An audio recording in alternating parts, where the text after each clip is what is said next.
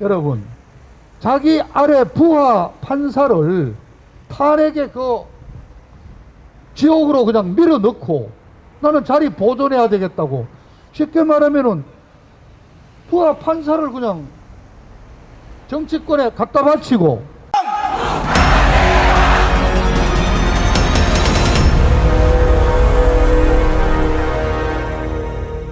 네, 안녕하십니까. 우리 애국 시민 여러분, 또 유튜브를 통해서 이 홍대 앞 집회를 시청하고 계시는 전국의 애국 동포 여러분, 또 대한민국 자유민주 체제를 응원하는 해외 많은 애국 시민 여러분, 오늘 토요일입니다. 토요일은 애국의 날이라 그럽니다. 애국 활동을 하는 날입니다.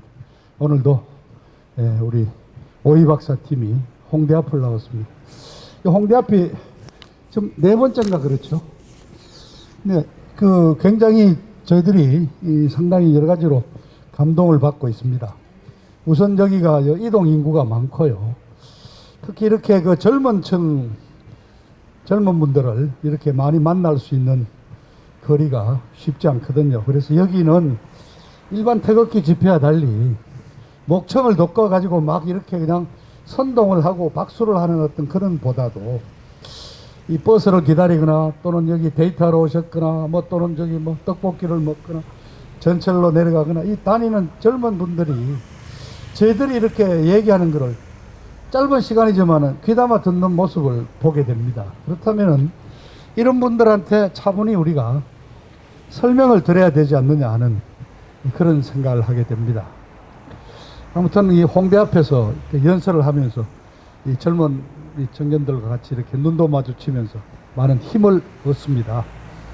오늘 저는 두 가지 얘기를 하겠습니다. 지금 대한민국에는 일주일이 아마 거의 예년에 한 1년 같을 거예요.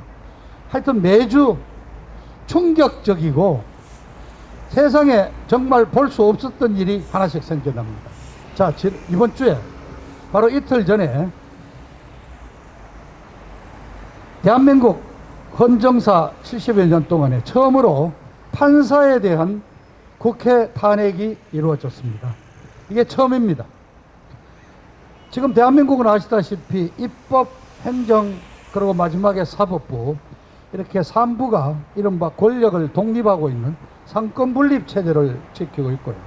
특히 마지막에 있는 그 사법부는 사실 억울한 사람들이 마지막에 기댈 수 있는 것이 바로 법밖에 없지 않습니까?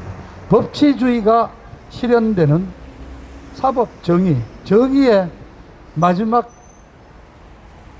보루가 대법원이고 사법부입니다. 그래서 판사님들이 어떤 정치 권력을 비롯해서 외부 권력이 없이 공정하고 양심에 따르고 정거에 입각한 판결을 내릴 수 있도록 세계 각국이 아주 사법 독립을 위한 제도를 만들어 놓고 있습니다.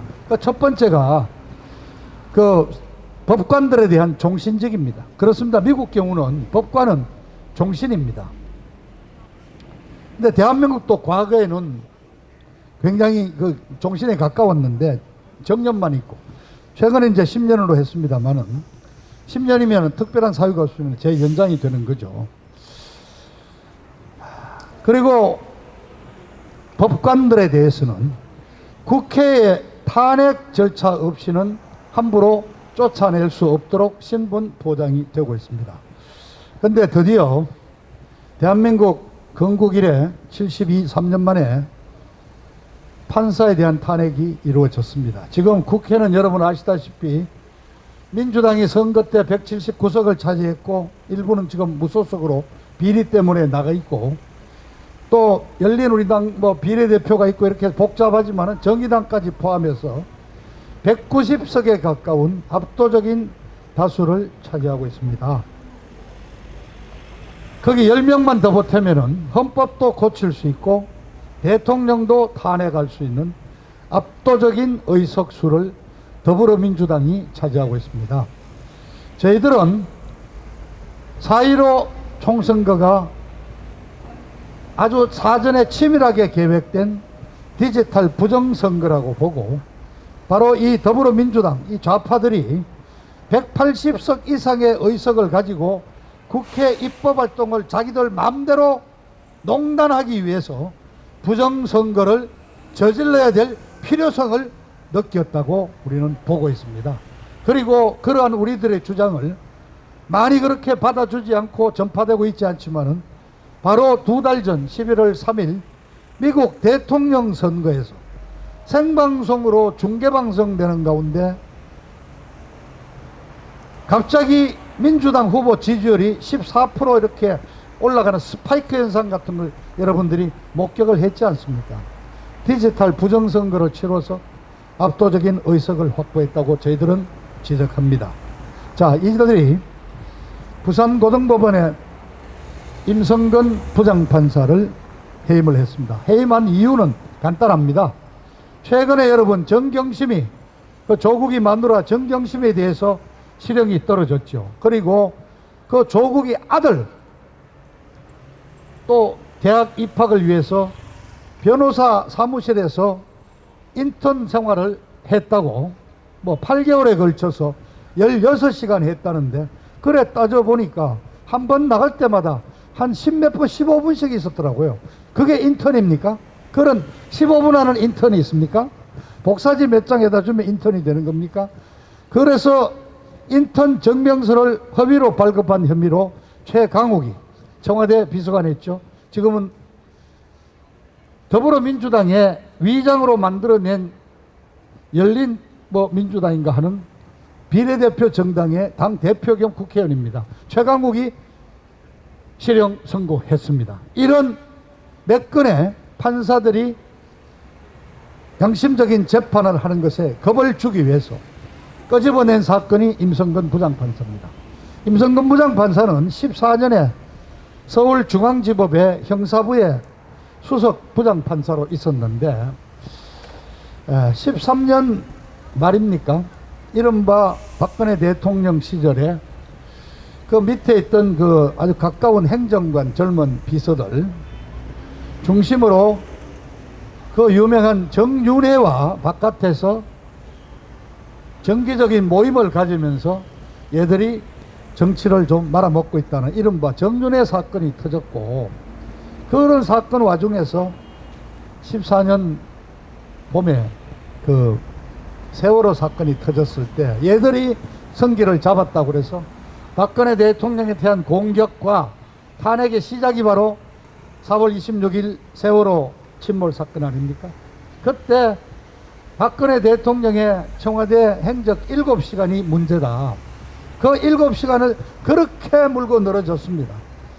그걸로 탄핵 사유 1번이 바로 세월호 7시간이었습니다. 그러나 여러분 보다시피 그건 다 허위 날조된 사실로 드러났습니다. 지금 여러분이 기억하는 이 정결하고 우아한 대통령이 그 7시간에 서울의 무슨 호텔에서 무슨 불륜을 맺었다는 루머를 만들어냈습니다. 그게 엄청나게 16년 탄핵 때 돌아다녔죠. 그런데 일본 산케이 신문 서울 지국장으로 와 있는 다스야라는 지국장이 그 내용을 기사화했습니다.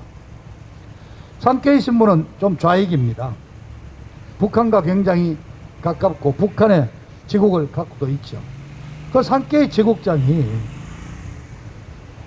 박근혜 대통령 7시간 그 말도 안 되는 루머를 기사화했습니다.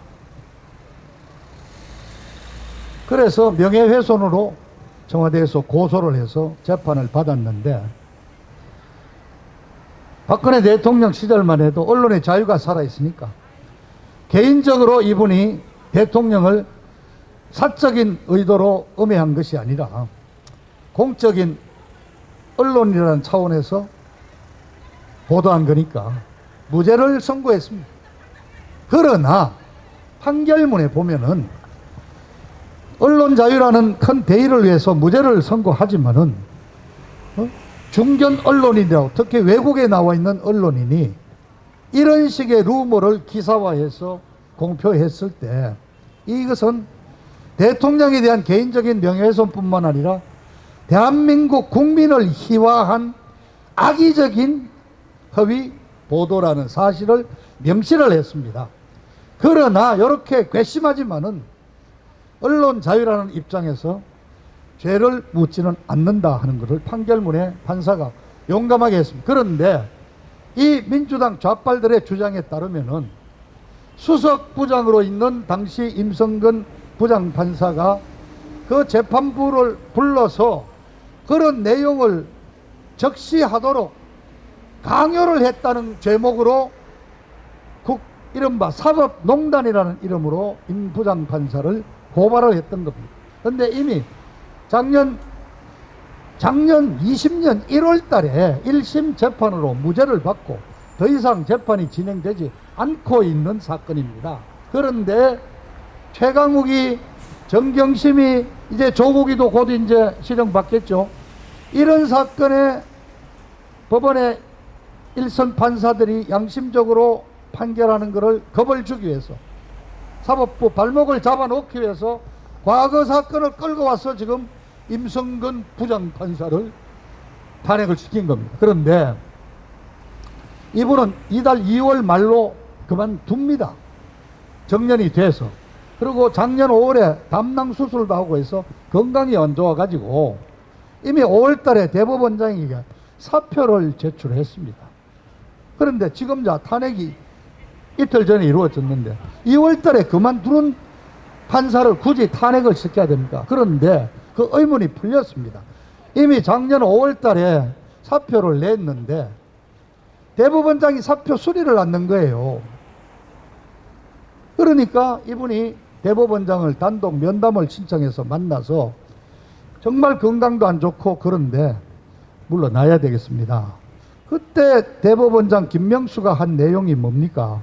아니, 지금 민주당에서 1심에서 당신 무죄 받았다고 탄핵을 하겠다고 이미 작년부터 그랬습니다. 탄핵을 하겠다고 저 설치고 다니는데 내가 당신 사표를 수리해버리면은 판사가 아니니까 탄핵 대상이 없어지는 거죠. 그 탄핵이 안 되잖아. 그래서 못 받아준다. 아니, 이게 이 말이나 됩니까? 아까 초두에 말씀드렸지만 사법부의 수장인 대법원장은 사법권의 독립을 위해서 정말 외부의 압력에 굴하지 않도록 후배 검사들이, 판사들이 앞장서 막아줘야 될 사람이, 아니 정치권에서 지금 탄핵 얘기하는데 내가 당신 사표 수리해서 탄핵 사유를 없애버리는, 그럴 수는 없잖아. 이게 뭡니까? 여러분, 자기 아래 부하 판사를 탄핵의 그 지옥으로 그냥 밀어넣고 나는 자리 보존해야 되겠다고, 쉽게 말하면은 부하 판사를 그냥 정치권에 갖다 바치고 자기 지금 대법원장 자리 보존하고 있는 거 아닙니까? 이거는 인간적으로도 말이 안 되는 얘기지만 더 큰 거는 사법부의 수장인 대법원장이라는 자가 사법권의 독립을 스스로 포기했습니다. 그리고 정치권하고 거래를 했습니다. 거래를. 아니 근데 김명수가 춘천지방법원장 하다가 몇 단계, 세 단계 이상 출세를 해서 대법원장으로 임명했는데 열심히 지금 그 문재인이 임명해준 그 문재인에게 은혜를 갚는다고. 아니 독립권을 가진 대법원장이 애완견이 되어 있는 겁니다. 지금 여러분, 학생 여러분, 우리가 기댈 것은 그래도 법원입니다. 마지막에 법에서 정의로운 판결을 내려주겠지 하고 했는데 그 지금 대법원이 이런 사법권을 포기하고 부하 판사를 탄핵에 던지고 그 희생 위에서 정치권과 거래하면서 명맥을 유지하고 있는 대법원장, 그게 우리 사법부의 현실입니다. 자, 이런 사법부의 판결 여러분 믿을 수 있습니까? 지금 왜 그러면은 정경심이, 최강욱이 이런 사건에서 실형을 막 때리느냐? 이런 사법부인데도 불구하고 그렇습니다. 지금 대한민국에 법원이 5천여 명, 5천 몇백 명, 200명 정도 되는데요. 이른바 여러분이 잘 아는 민변이라는 단체, 아주 진보 단체로 계속 정부를 반정부 활동을 해온 단체죠. 그 다음에 우리법연구회, 이 진보와 가깝게 활동했던 이 우리법연구회 민변 출신들이 하여튼 지금 사법부의 20% 정도, 약 1000명 정도가 사법부를 장악하고 그 자들이 요직을 다 맡고 있습니다. 특히 고소해서 구속영장이 청구되면은 제일 먼저 들어가는 영장 담당 판사는 전부 민변 출신이 맡고 있습니다. 그래서 여러분, 큰 사건 입맛대로, 이 정권의 입맛대로 판결이 나고 있지 않습니까? 예를 들어서 이재용 삼성 부회장에 대한 법정 구속이라든가. 그런데 나머지 80% 양심적인 법관들은 좌천되고 행정법원이다, 가정법원이다, 지방으로 내보내니까 이 판사들이 나름대로 저항을 한 판결이 정경심에 대한 실형 판결, 최강욱 의원에 대한 선거 국회의원직 박탈에 해당되는 징역 8개월, 이런 판결이 나오고 있습니다.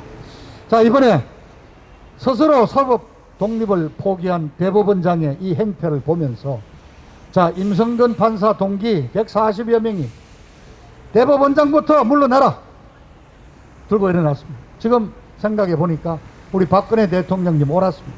박근혜 대통령님이 10월 16일 날 1심 재판 진행되는 도중에 6개월이 지났는데도 다시 법원에서 영장을 연장해서 하는 걸 보고 최후 진술을 통해서 사법부를 더 이상 믿을 수 없다, 법관의 양심과 사법 정의를 믿고 재판에 임해왔지만은 더 이상 사법재판부에 대한 신뢰를 가질 수 없다, 그리고 진실은 언젠가 밝혀질 것이라는 말을 남기고 재판을 거부하고 변호인이 총사임했습니다. 그렇습니다.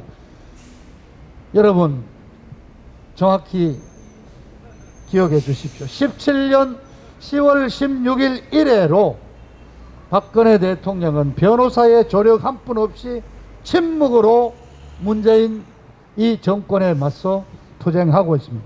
그런 상황에서 이 김명수 대법원장이 이끄는 재판부에서 이번에 1월 14일 날 22년의 징역형을 확정을 지은 겁니다.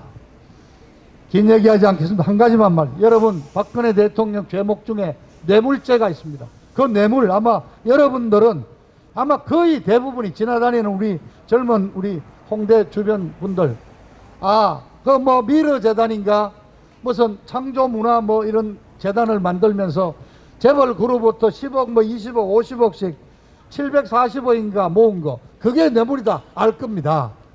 여러분 농담이 아닙니다. 그거 무죄로 이미 판결이 벌써 나버렸습니다. 그거는 통상적인, 말하자면은 재단을 만들어서 기업의 찬조금을 받았는데 그게 기업의 회장들 비자금에서 나오지 않습니다. 지금 여러 가지 그 사건을 겪으면서 정권이 몇 차례 바뀌면서 재벌 그룹마다 사회공익재단, 사회공헌재단이라는 등등의 이름으로 사회활동에 기부하는 재단을 다 만들어 가지고 있습니다. 거기에서 박근혜 대통령이 이른바 창조경제, K-팝 비롯한 한류문화, 이러한 문화 육성 재단의 공헌 사회공헌 재단에서 기여를 했기 때문에 이미 무죄 판결이 하급 부분에서 벌써 난 겁니다. 그래서 지금 박근혜 대통령에게 뒤집어 씌워진 내용은 무슨 영재재단에 돈이 16억 넘어간 거,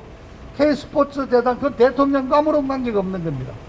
K스포츠 재단에 돈이 롯데가 70억을 줬는데 얘들도 찔리니까 그 다음날 돌려줬답니다.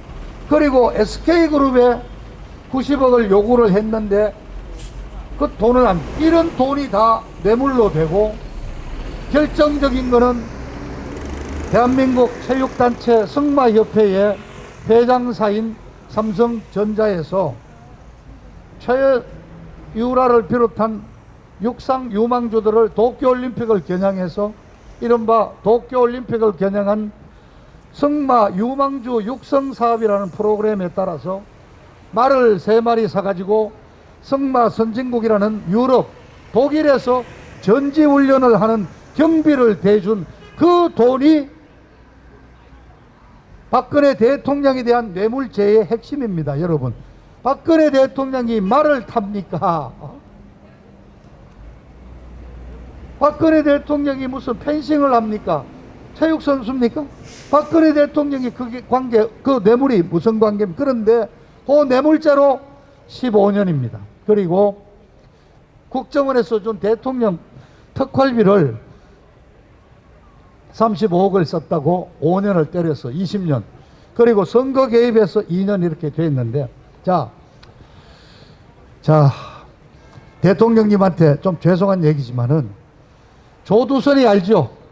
성폭행범 8살짜리 애를 성폭행을 해서 거의 반신불구의 상태로 만드는 악질적인 조두순이가 이미 그 성폭행범으로 잡힐 때 전과 7범입니다. 그 중에는 술 먹다가 친구를 때려서 죽게 만드는 살인죄인데 치사죄로 됐지만은 전과 7범에 8살짜리 애 성폭행범 조두순이 징역 12년 받았습니다. 여러분, 술 먹고 심신미약 상태라고. 아니 그래, 조두순이 12년 먹고 지금 나왔는데 조두순이 동네 성남에 지금 난리 났지 않습니까? 그 동네 처녀들, 여성들 밤에 이제 외출도 못합니다.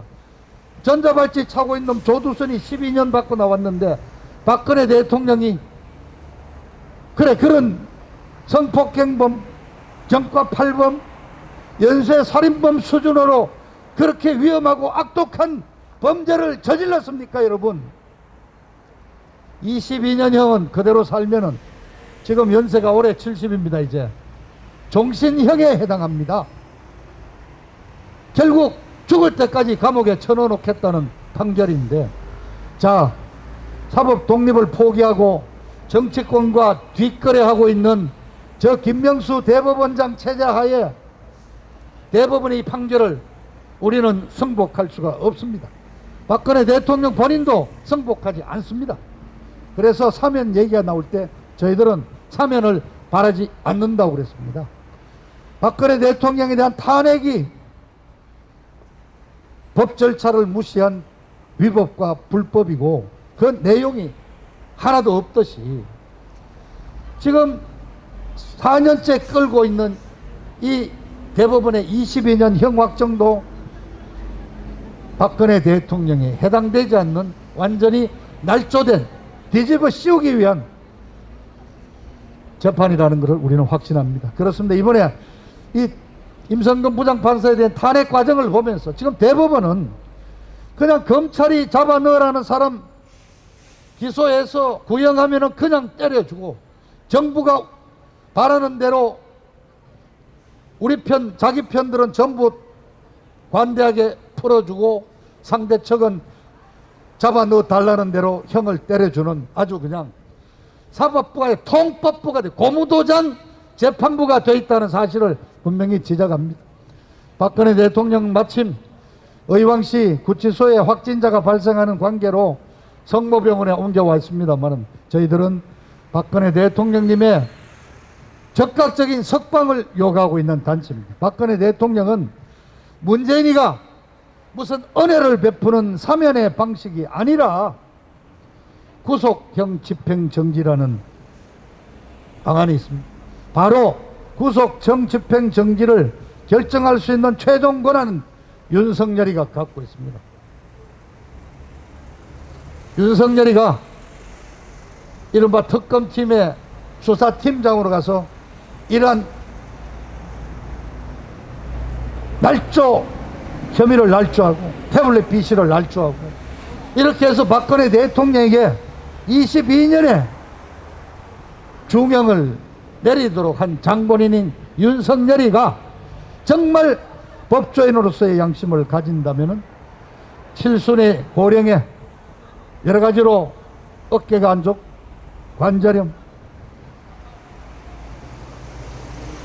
밤에 통증을 느껴서 잠을 2번, 3번씩 깨는 여성 대통령에 대한 인도적인 차원에서 구속형 집행 정지라는 절차를 통해서 즉각 석방하기를 저희들은 촉구합니다. 여러분들, 박근혜 대통령에 대한 뇌물은 삼성이 말사줘서 승마 선수들 독일 전지훈련한 거를 박근혜 대통령이 뒤집어 쓰고 그걸로 징역 20년을 때려 맞고 있다는 사실만 기억하십시오.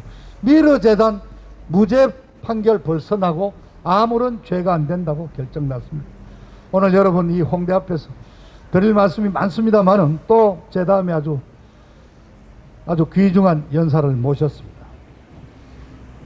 우리 경기도 의사회장님, 아주 양심적인 대한민국의 의료인이신 이동욱 회장님이 지금 진행되고 있는 코로나19 중국 우한 이 폐렴을 빌미로 벌어지고 있는 이 국민들에 대한 이 독재 계엄령, 여기에 대해서 아주 얘기할 겁니다. 그렇습니다. 여러분, 이 마스크, 그렇습니다.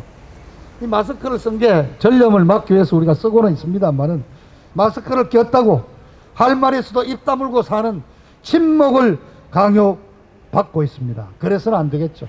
여러분들 할 말하고 볼 것 정확히 판단하고 대한민국이 어디로 나가고 있는지, 사실 이번에 그 북한 원자력 발전소 지우라는 거, 이 내용도 제가 준비를 해왔습니다만 정말 이거는 이적 행위에 다름이 없습니다. 대한민국의 그 원자력 발전소는 지금 말살을 시키면서 북한 신포에다가 원자력 발전을 지어주겠다 한, 이것은 명백한 이적 행위이자 여적 행위입니다. 우리 시민단체가 문재인을 여적 행위로 고발할 지금 법적 준비를 갖추고 있다는 말씀드립니다. 감사합니다. 예. 네, 곽 의원님께 큰 박수 부탁드립니다.